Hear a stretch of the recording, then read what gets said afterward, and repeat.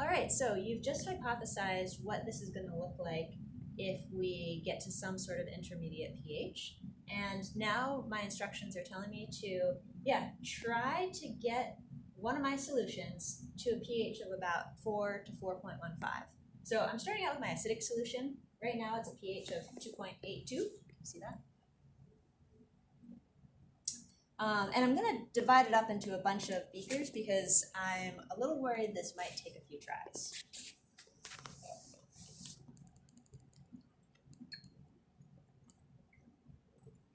Got cute little beakers here.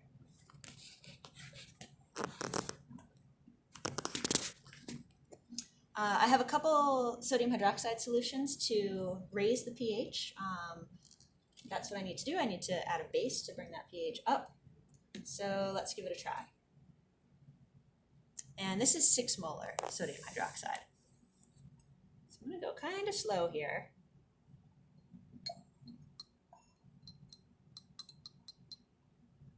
Ooh, pH 12. I've definitely overshot that. Okay, let's try again. So that was only 1 drop of 6 molar sodium hydroxide solution. So let's see if I can maybe use a lower concentration.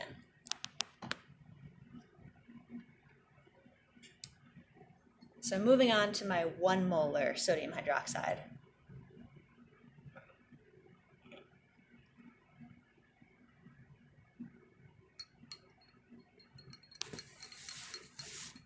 Well, that is not green. And I've still overshot that pH. I'm at about 5.3 and it's still going up. All right, let's try. My next solution I have is 0.1 molar sodium hydroxide. Let's see if we can get that to work.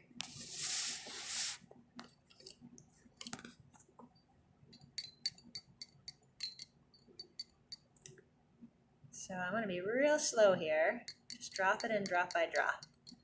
And yeah, I'm starting out at a pH of 3.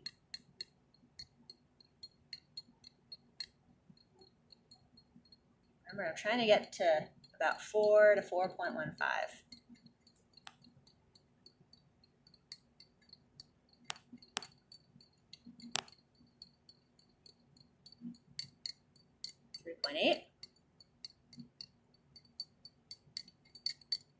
Oh, you gotta be kidding me. 4.9?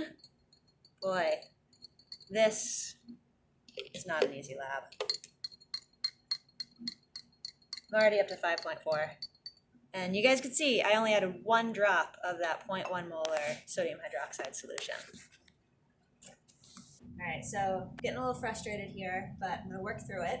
I've just overshot my first 3 beakers, and I had to go back to the stockroom and make an even lower concentration sodium hydroxide solution so that I can more gradually change the pH of this bromocresol green solution.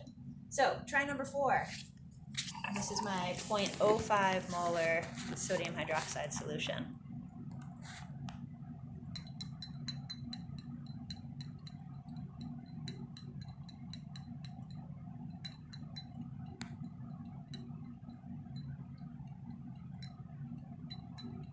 Alright, so I'm at 3.4, so this is getting close to where it really shot up last time, I think. 3.6, 3.7,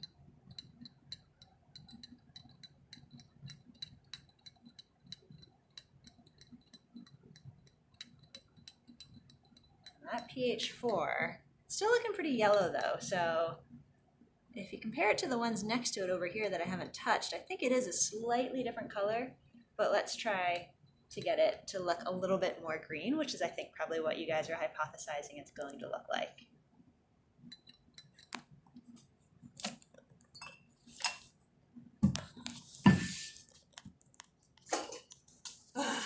I should have just stopped when I was ahead. What is my pH here now? Yep, I overshot it. All right, let's go with one more try. I'm gonna use a slightly bigger beaker here. Just combine these two.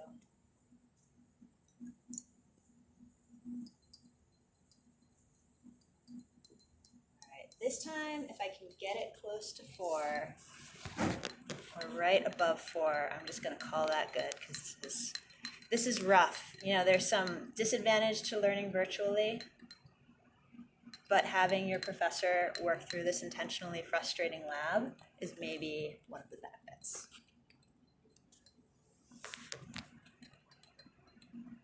Oh, all right. 3.98. Oof. All right, what am I going to do here? I have to get it above pH 4. Let's dilute my 0.05 molar sodium hydroxide even a little bit more, so I can just really gradually change this pH. But it is looking a tiny bit green, so I'm going to add like 1 drop here, and I'm really hoping that this time I don't overshoot it.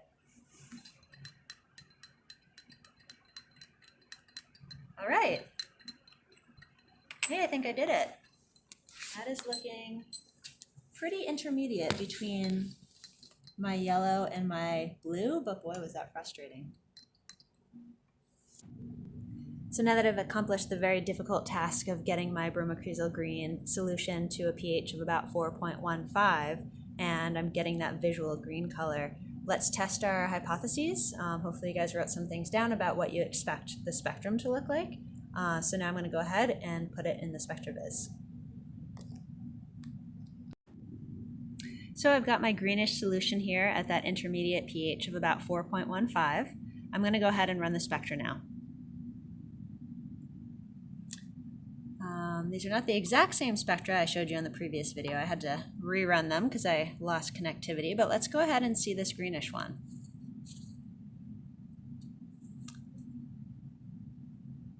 If you recall, the peak on the left over here, this was the acidic form of the indicator.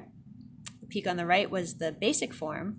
And my guess is that many of you might have hypothesized that this greenish solution would have a peak kind of in the middle because it was an intermediate pH, an intermediate color. It's kind of a natural guess. But what we're actually seeing here are 2 peaks. We're seeing a peak at that same wavelength as the acidic solution and a peak at that same wavelength as the basic solution. One more thing I want to show you guys. I'm going to put the acidic bromocresol green solution back in the SpectraViz, that's the yellow one. And I'm going to add a drop of sodium hydroxide right into the cuvette. And what I want you guys to do is monitor the spectrum. So you can see that yellowish orange line right there is our spectrum that's being measured in real time. And yeah, I'm going to go ahead and add a little drop of 0.1 molar sodium hydroxide right into the cuvette.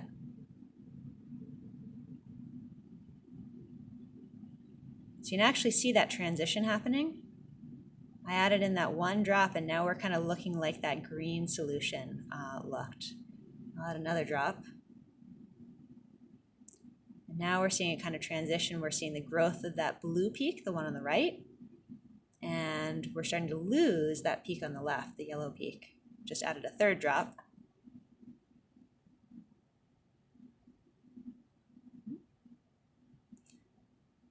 As the mixing occurs, it's going to fluctuate a little bit. I've added just about 4 more drops there to really try to push it all the way to blue, just so you guys can see that peak really change.